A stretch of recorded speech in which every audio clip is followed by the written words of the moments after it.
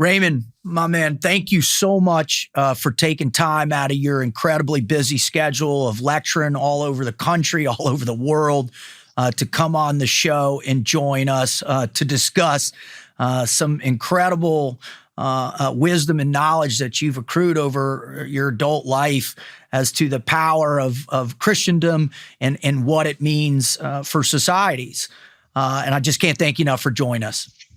That's my pleasure, David. I'm very happy to be with you. Thank you. Great.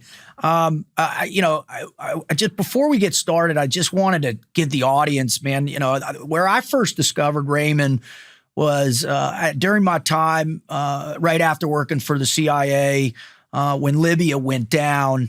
Part of the spin that came out of that was the government and powers, in particular Hillary Clinton, had suggested that all of this took place as a result of these videos online that had sparked this outrage.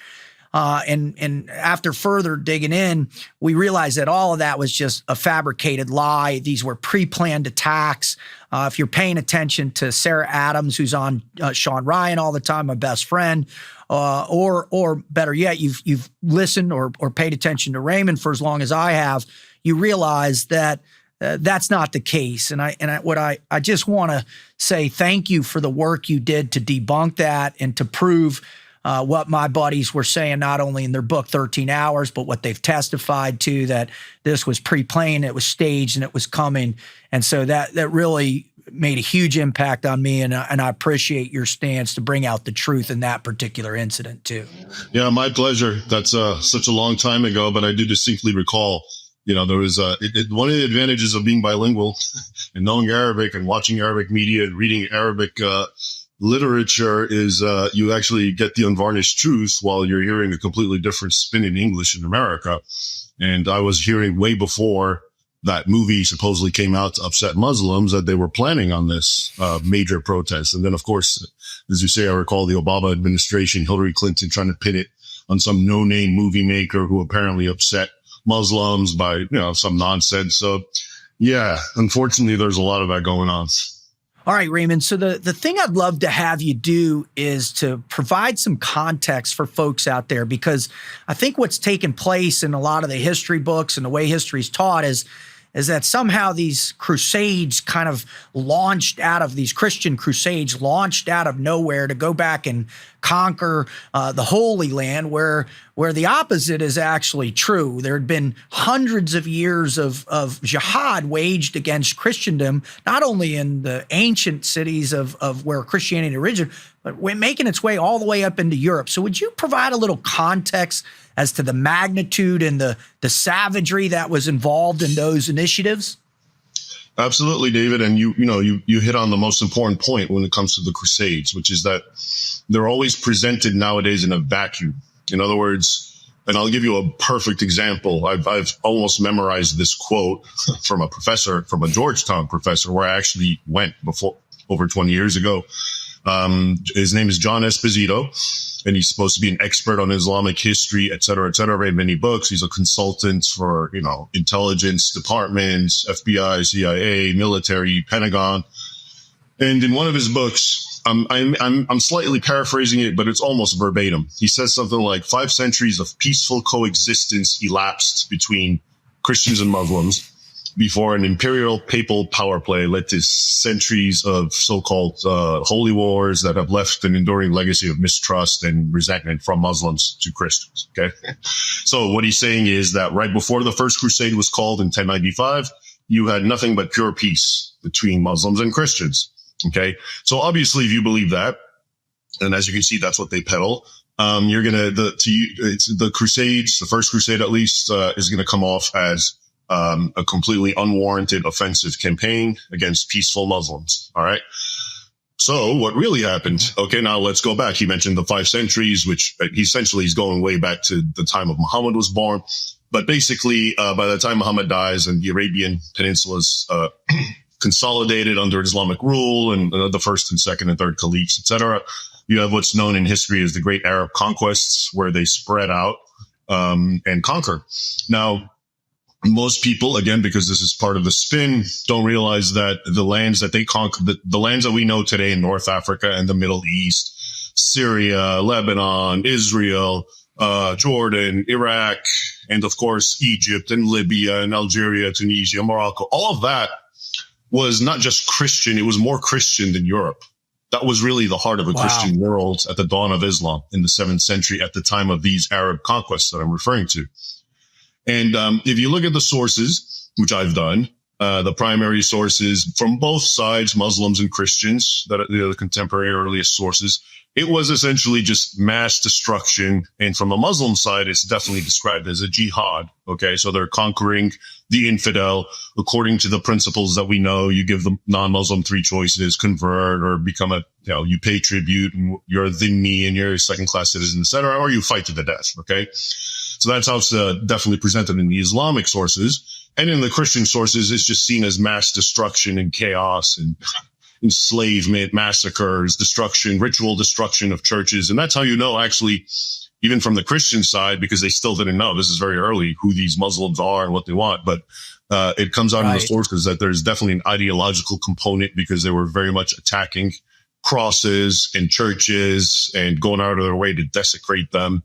Sophrinus, the bishop of Jerusalem, who was actually living at the time around 637, actually says all this. So long story short, from a century after Muhammad's death, the traditional date being 632 AD, and now reached 732. And Islam has now conquered all of North Africa, those countries I mentioned, Egypt, Morocco, and all of the Middle East. It was known as Greater Syria. Greater Syria essentially encompassed those other countries, Lebanon and Israel, etc.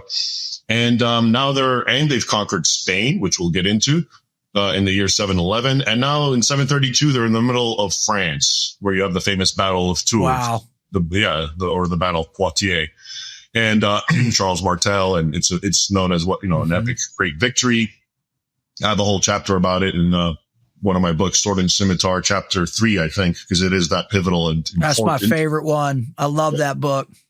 Thank you. And okay, so there it is. So I just mentioned that quote from John Esposito: 5 peaceful centuries had elapsed before those evil crusaders, and just in the 1st century, 3/4 of Christendom, the older, richer, more sophisticated, more important section, was completely destroyed and annexed and Islamized. So apparently that's part of the 5 centuries of peaceful coexistence, apparently. Okay. And we can get into a lot of details of what happened, but I'm going to try to fast forward. In the year 1009. So I'm already talking about, we ended at 732. Between 732 and the 11th century, you have now all the Mediterranean nations, islands get conquered. And it's the same thing. It's depredations. You have mass slavery going on, of the Berbers. The way the sources talk about it, it sounds like a mass slave campaign, especially. And then, so 1009, the reason I brought that up is, again, to underscore just what was happening before the First Crusade. And here you have a Fatimid Caliph, a Shia Caliph. People they forget that in Egypt was actually ruled by Shias for a couple of centuries, or even more, actually. And that even Al-Azhar, it's an ironic fact, Al-Azhar, this great bastion of Sunni learning, the greatest Islamic Sunni college in the entire world, was founded as a Shia school. And people don't realize that. I didn't know that. Yeah. I find that interesting. Anyway, that Caliph, Hakim Ba'amr Allah is his name, in 1009, according to Muslim sources, destroyed 30,000 churches in Egypt and Syria, Greater Syria, which once again emphasizes and shows you how Christian those regions were, and also gives you an idea of the sorts of persecution that was going on. Alongside the destruction of the churches was, again, persecution against Christians, as well as Jews, and all sorts of taxations, making them wear 10-pound crosses around their necks, and they have to ride donkeys backwards, and all sorts of humiliating injunctions and whatnot. So again, I'm just giving you slight examples. There's many, many more of what was happening that completely flies in the face of the characterization that there was nothing but peace between Muslims and Christians until those pesky crusaders came along. Okay. And then, so let's fast forward some more. Then around the middle of the 11th century, of the rise of the Turks, specifically the Seljuk Turks, who were imported originally as slave soldiers. And they essentially take over the Abbasid Caliphate, and they keep the Caliph as a figurehead. And this goes on for a long time. But if you look at the sources, at this time, we know about the Armenian genocide at the hands of the Turks around the 20th century and the late 19th century. But it really went on. It started 1,000 years earlier. Because if you look at the sources, and I'm specifically thinking of Matthew of Edessa, a contemporary, he basically documents how those Turks came rushing in from the east and entered Anatolia or Asia Minor, which is now Turkey, and where you had a huge Armenian population. And the records just talk about the sack and destruction and massacre of tens of thousands of Christians, and the enslavement of even more, and the ritual desecration and destruction of churches and crosses. So just in one city, Ani, which was the capital of Armenia at the time, this is maybe, I think, around 1065, the Muslim Turks, Seljuks, it was known as the city of 1,001 churches, and they ritually destroyed all 1,001 churches. Oh my God! And destroyed all the crucifixes except for one very large gilded cross, which they sent as a trophy of war to Baghdad. Once again, underscoring the ideological component that this wasn't just war between two groups, that this was literally a jihad against the infidel. So this is now going on, and then in the year 1071. About 6 years later, you have the famous Battle of Manzikert, also featured in my book Sword and Scimitar, because it's a very decisive battle where the Turks defeat the Eastern Roman Empire, the Byzantines, as they call them. And after that, all resistance collapses in Asia Minor, and the Turks are running amok all the way westward through Asia Minor till they're essentially right across from Constantinople. Wow. And this is the background of the First Crusade. And at the same time, the Turks were also, because pilgrimage to the Holy Land had always gone on, and even after the initial Muslim conquest, Jerusalem was conquered in 637. Even at that point, pilgrimages continued, and most Muslim rulers were smart enough to allow it because they completely taxed and extorted the visiting Christians from Europe to come visit the holy sites in Jerusalem and elsewhere. And even then, they were attacked and killed by the populace, etc. But during the time I'm describing the rise of the Turks, it was extremely horrific.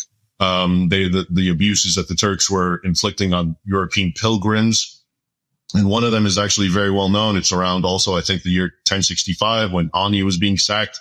And it's recorded in at least one well-documented source where you have an eyewitness talking about how it was a large German pilgrimage going to the Holy Land. And among them was she's described as a very beautiful, but a nun who was a very chaste nun. And, I think she's an abbess, actually. And they took her and ritually gang raped her in front of everyone until she died. Okay. And then the chronicler ends it by saying, and the Turks did these sorts of abuses all the time against our people. Such is the backdrop and the impetus and motivation for the First Crusade. So if you listen to what Pope Urban and Peter the Hermit and all the preachers of the First Crusade, this is what they were talking about. If you read the letters that the Emperor Alexius, Eastern Roman Emperor, sent to the West appealing for aid, that's what he described. Okay, what I just described. And even more, they talk about how they would go into the churches, the Turks, and split open people and tie their intestines to the, coal and whip them until they die. They would circumcise boys and throw the blood in baptismal fonts, et cetera, et cetera. At which point Pope Urban finally said, who's going to address and avenge and redress these wrongs? And which point the famous line, Deus vult, came out.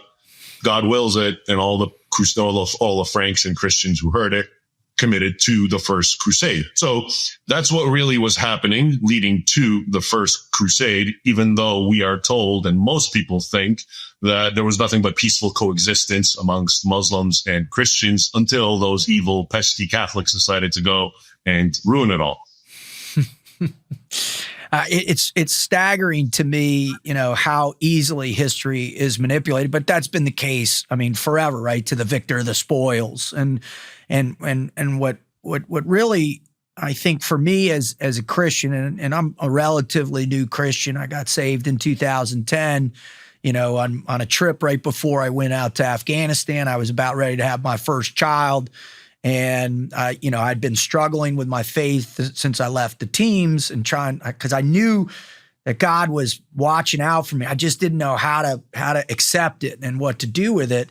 And so it was this battle that took place with me because I didn't understand the history. And even though I was able to read the New Testament and read the Old Testament, as a young man, I didn't know how to decipher that or where to find it. And so I think it really comes down to these, unique stories of individuals that really kind of flip or change the ability for people to become emotionally invested in the past or the history, their legacy or lineage.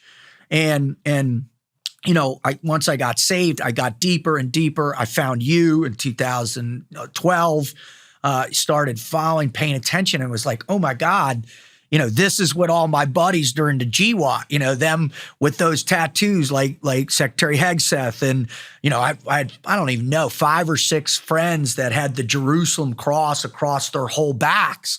And they would look at me and they'd be like, hey, Rut, man, you need to know your history if you're going to be a Christian. I go, I'm not even sure what that means.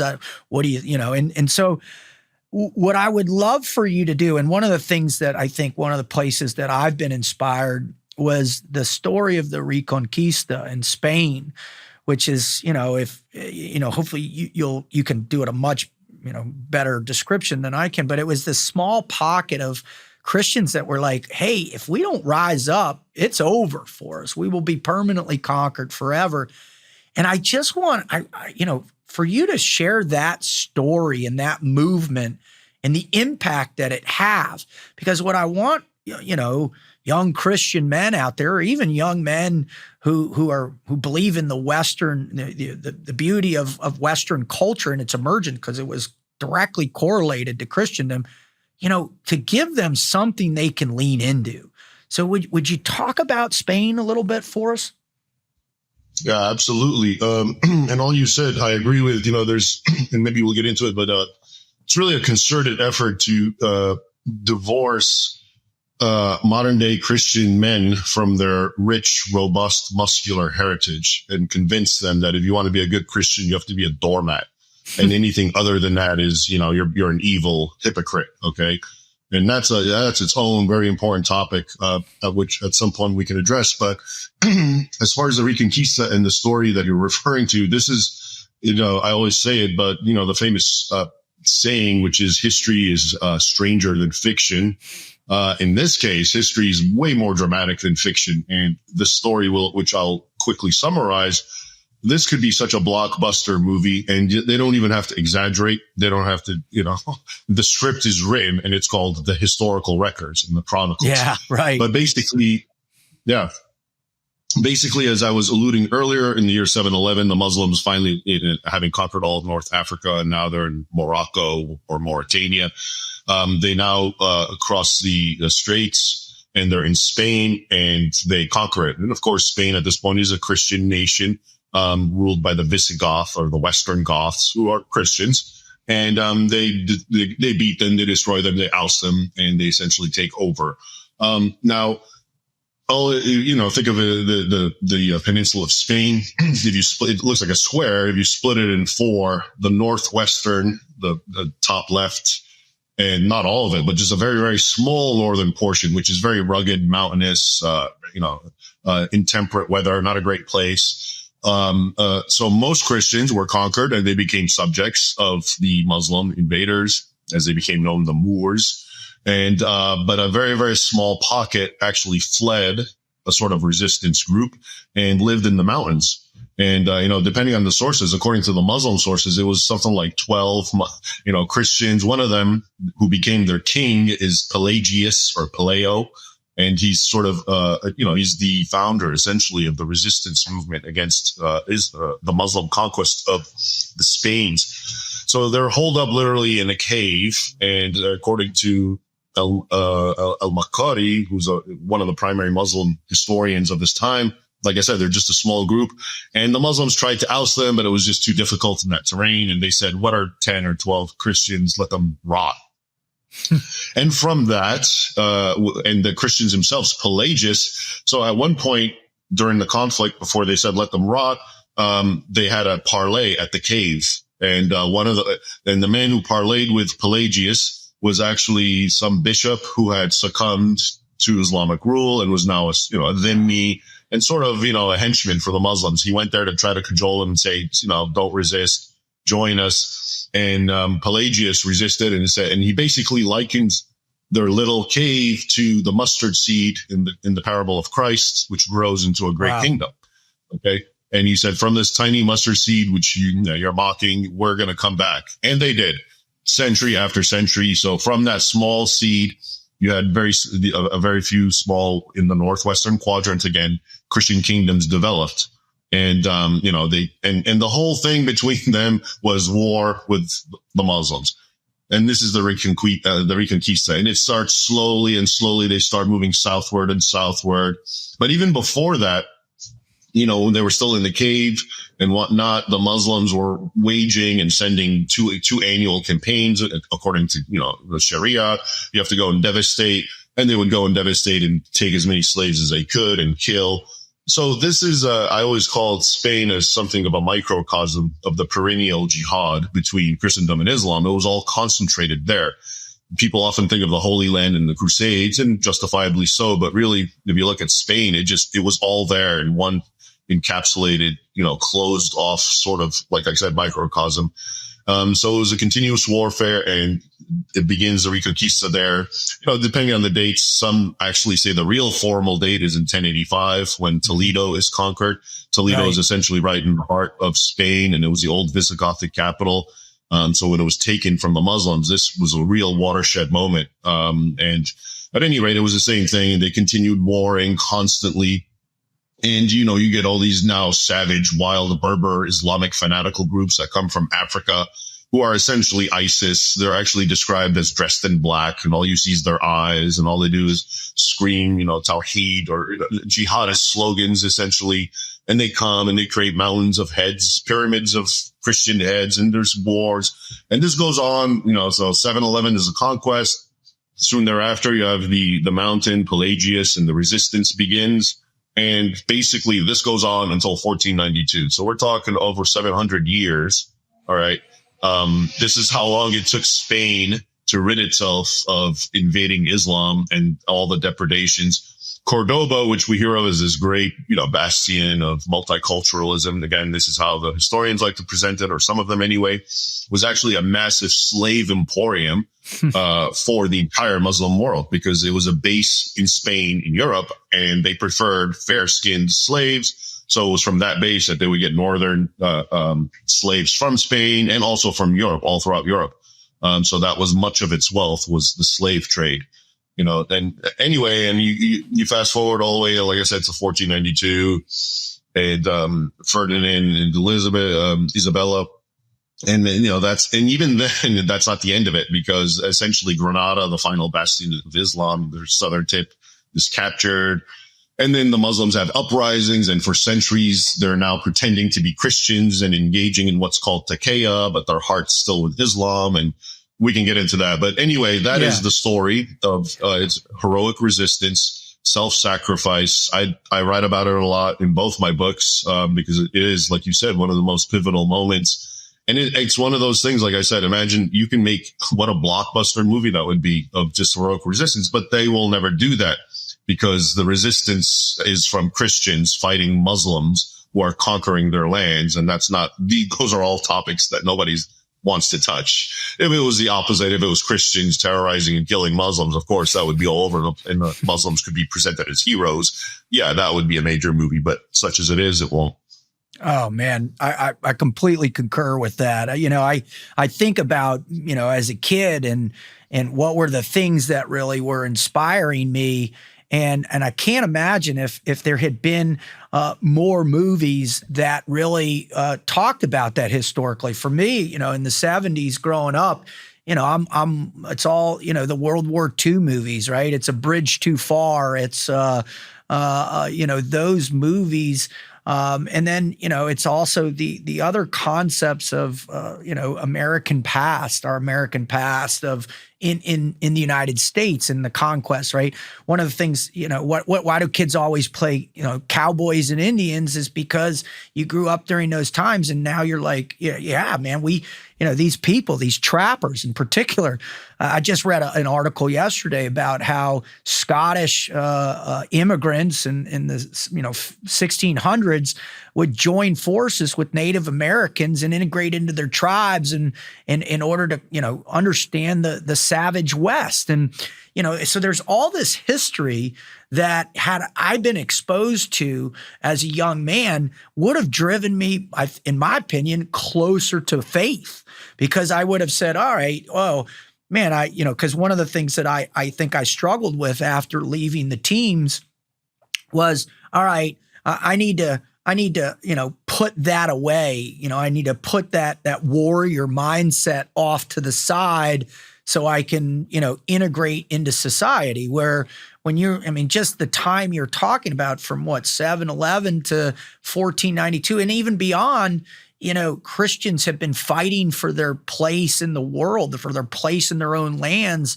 against a never-ending assault, right? And if I had seen that, and if I had seen, something powerful like that, what that would have done, it would have, I think, strengthened my faith, therefore strengthened my culture and strengthened my confidence of where I come from and who I am. So I agree. Now there is I think a little bit of a gouge out there that Mel Gibson is making a movie about the siege at Malta.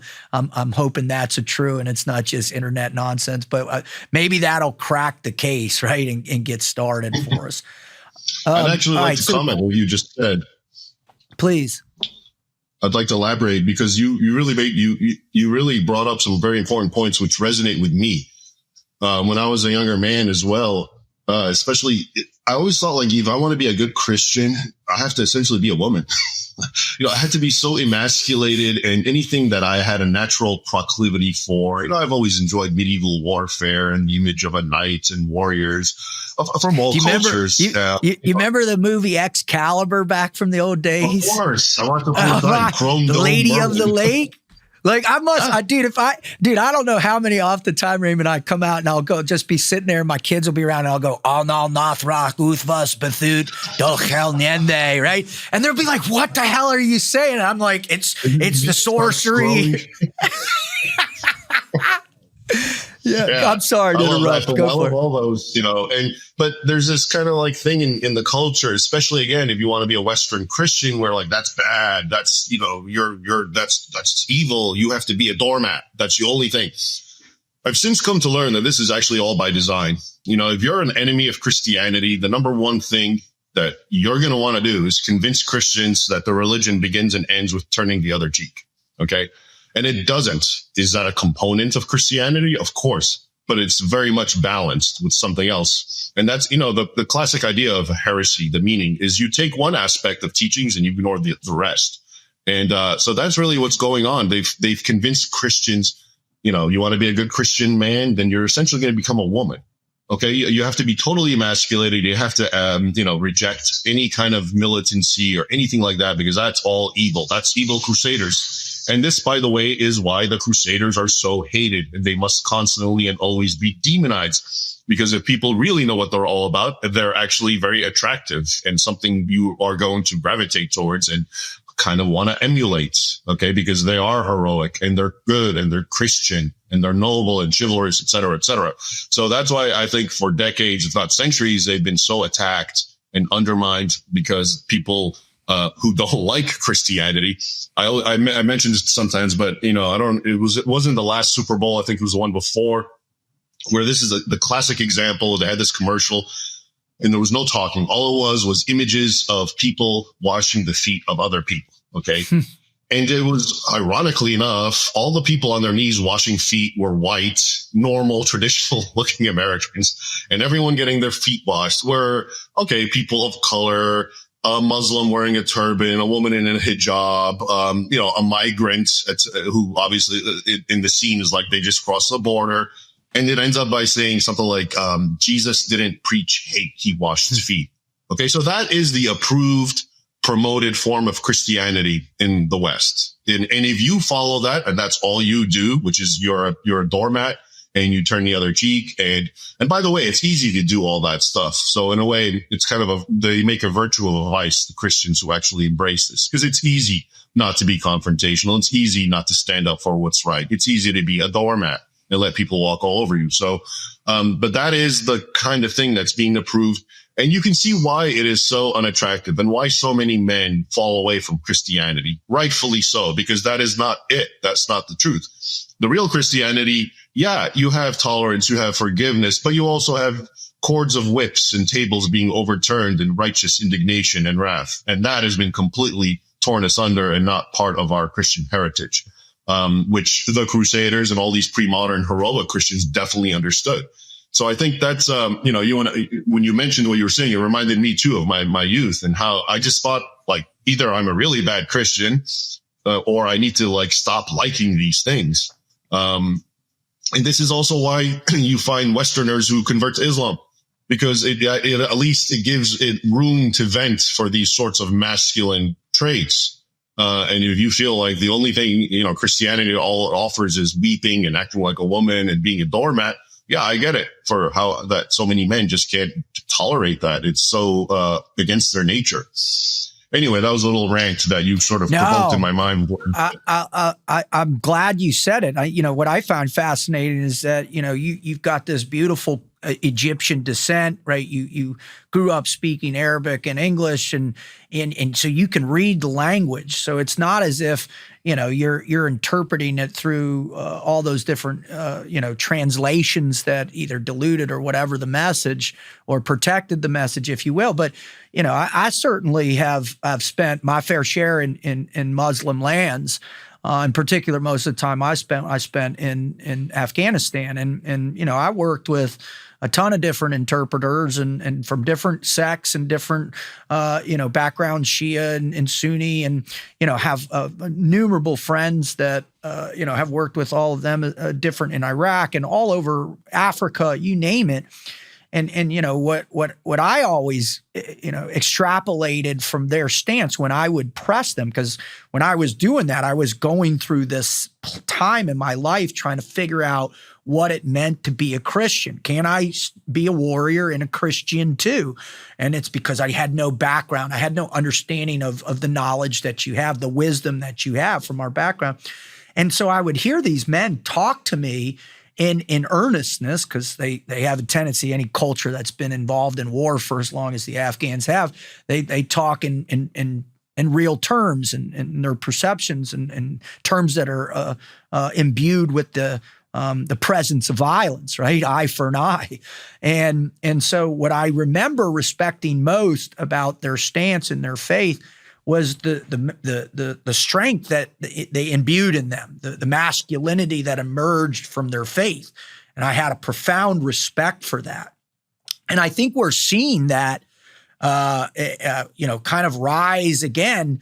And we're seeing that rise again in areas that had, traditionally been predominantly Christian in nature. And when you look at Western Europe and you look at Britain and you look at, or England, and you look at Ireland, man, you see there's, I think, this confidence collapse that's taking place because of the profound amount of immigration that's happening. When you look at what's going on in Europe and to a certain extent in America, there was that recent thing in New Jersey that they're trying to implement Sharia law on a particular magistrate, but you look at it in particular, Europe and the place where these, the historical relevance of these men that fought back against the tyranny of jihad, what is taking place for these young men over there? What is a way that they can reintegrate themselves as a predominant voice in their cultures in order to combat what seems to be a growing temperature of radicalization? Yeah, they unfortunately have a long and hard road against them because they've gone so far back with what they've done. And again, the best way to understand it is compare and contrast their behavior with their ancestors, who I describe in, let's say, Defenders of the West. And I talk about European heroes who were the exact opposite. These were the men that we were alluding to earlier, the heroes who actually gave everything they had And they didn't have to. A lot of these men were kings and emperors who actually left everything just to go and fight and defend the cause of Christendom. And, it's what's interesting to me, and I've said this before, is whereas Muslims are walking in perfect continuity with their ancestors, they still have the same mentality because it's part and parcel of Islamic teaching, which is hostility for the non-Muslim, the infidel, the kafir, and, the imperative to conquer and subjugate, etc. And you see this from Muslims, both in the Muslim world, but even more so in Europe, because wherever you go and you have large pockets of Muslims, think Sweden, think England, Germany, France, you have problems, serious problems. Okay. But then the West, we were talking about the defenders of the West, the Christians, their modern descendants are actually walking in perfect discontinuity with their ancestors. So instead of fighting tooth and nail and resisting them, they're going out of their way to bring them in. And I always say this, and it's so mind-boggling when you think of it this way, but unfortunately too many Western people, white people, if you will, they think of themselves as sort of, because they look at Western nations and they see that they're still the majority, and they think somehow, they owe it to everyone else. But in reality, if you look at the world population, the white population is something like 4% of the whole world. And I just find it amazing that 4% is the one that is being obligated to open its doors to everyone, to abnegate and disavow its heritage and its religion and its culture and its civilization, to suppress itself. It's just amazing. I've never seen such a self-suicidal impetus. And then you compare it to the ones we're talking about, the heroes, their forefathers. Little wonder they hate them and they don't want to talk about them, the Crusaders, and they want to suppress them because they're doing the exact opposite. Whereas the first guys, the heroes, were fighting for the cause of Christendom and Christianity, fighting for their cultures and their civilization. These Europeans, at least their leaders, are doing everything possible to destroy their people. I mean, when I hear stories coming out of England, the attack on free speech, that you can't even say the truth, and you're going to get, it's just, I don't get how the English people don't realize they've become slaves. Okay. And it doesn't matter if they think those people are elected officials or not. It's one big charade at this point when they're doing what they're doing. And it's so obvious. Wow. I saw, and I put in one of my books, I have a quote from some sort of parliamentarian in Germany, I think in Munich, Stephanie something. And basically she gets up and says, oh, I have news for all you right wingers who are complaining that, this city or Germany in general is going to be Muslim majority in whatever years. And that's what actually some Pew results, Pew polls say, that like 2050 Muslims might be like 50%. And she goes, and that's a good thing. I mean, think about that mentality. And I just told you, you're 4% of the world population and you're boasting because that 4% in its own homeland is giving up its homeland even more. It's really a sick, almost diabolical mentality. And it's become so pervasive that people don't notice it. It's, I always talk about the boiling frog syndrome. If you're in that, then you're just boiling and boiling and boiling. You don't even get it anymore. But this is, if you can step out of reality if people could look at what's happening in the West and what the West is doing to itself, it's just mind-boggling. It's utterly unprecedented. And, but as far as your question, what man you can do, this is why I say it's so hard, because everything is set against them. Everything. From the way the models of Christianity are being demonized constantly, to the fact that you can't even open your mouth without possibly getting in trouble with the law. It's, the system's not going to work for them. Okay. The bottom line is, doing it the normal way at the voting poll or the voting booth, it's not going to work, because the whole thing is at this point rigged. But at the same time, I was telling you, why do they actually try to emasculate men and Christians? There's a reason that they want to, here in the West, they want to convince every boy that he's a little girl. And it's not just perversion, which it is, but it's also, if you want to rule and govern and dominate a place, you want to rule and govern a country run by women. And if I turn every man and make him think he's a woman, essentially, and he's just given up on, he doesn't ever resist, I'm going to rule and control that country. So that's, I think, been going on for decades. And that's why Western men have been so emasculated. And so even at this point, I don't think they could, get up and do what they have to do, which is whatever is necessary because of generations of them being so utterly emasculated from every corner, one from kindergarten, from the media, from the church that they go to. It's become a very difficult thing. And, it's not very hopeful, but such is the situation. And it might have to get worse before it gets better. Wow. That's heavy and true. All of it, everything you said. Before I let you go, Raymond, because I know how busy you are, and I really appreciate your time. Is there a particular person a story that you can reference or just, drop that seed, right? Be that sower for young men that are going to watch this show or even young women, that are fascinated by what you're saying. But is that there's that one person in history that if they dig into and they get going, that they could get going and find this history and bring it back to life and as almost a crusade in their own faith, right? In their own soul, the battle that's being waged in their own soul. Is there a person that you would lead to? Yeah, actually, and it may be because we already spoke about him, but I'll tell you why it's even above and beyond that. But it's Pelagius of Spain, of the Reconquista, the man who was in the hold-up region. And the reason I say that is his situation was not unlike what I just described. Think about it. His country had been destroyed and taken over by the enemy openly.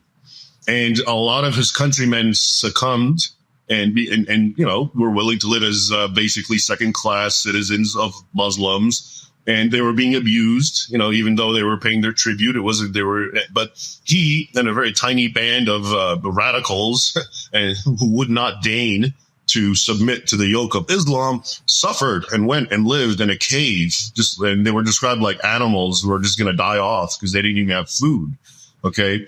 And because that's how bad the situation was, but they persevered. And like I said, you even said the word seed right now. They mentioned the mustard seed. And from that tiny thing, and even though they went through so much suffering and sacrifices, it developed. It took centuries. and that's why, when we talk about Europe right now, it's this, even if this was emulated and something like that would happen, a sort of resistance movement, it's going to take a long time to, readjust and realign and bring things back to normal, but it could be done. Even these guys, look what they did.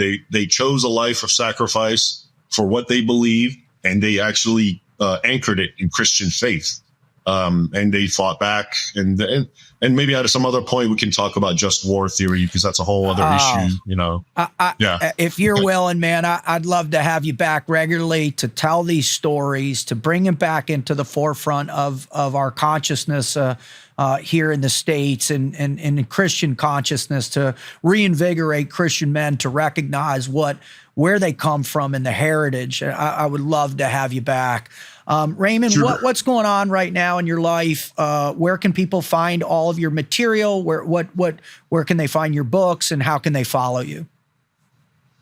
Sure, David. The one easy, quick way is just my website, RaymondIbrahim.com, RaymondIbrahim.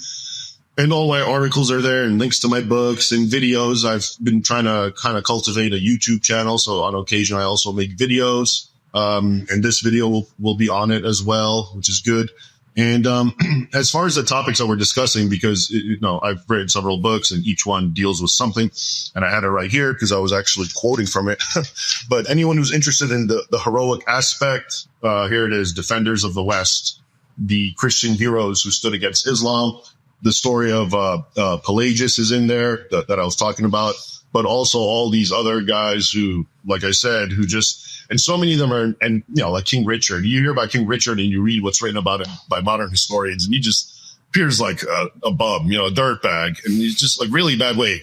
You read the primary sources, including what the Muslims said about him, and you just get this amazing hero, a self-sacrificing king, basically.